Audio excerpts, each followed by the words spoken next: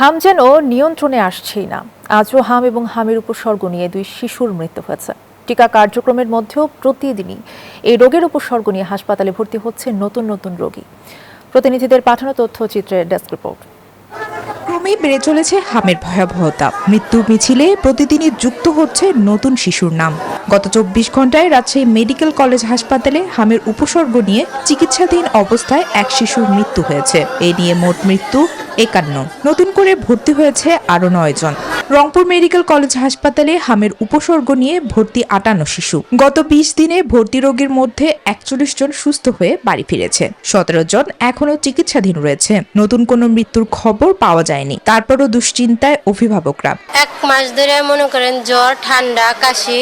জ্বরের মাত্রা বেড়ে যাওয়ার সঙ্গে সঙ্গে নিয়ে আসছি। এখানে ট্রিটমেন্ট চলতেছে। ট্রিটমেন্টের কারণে কিছুটা একটু কমতি হয়েছে।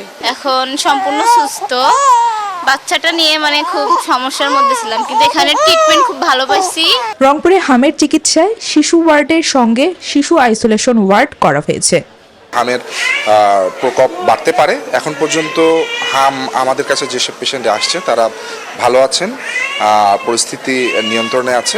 এদিকে ঝালকাঠিতে ক্রমেই বাড়ছে হাম রুবেলায় আক্রান্তের সংখ্যা। জেলার বিভিন্ন স্থানে জরুরি ভিত্তিতে চলছে টিকাদান কর্মসূচি। Desk report, news 24।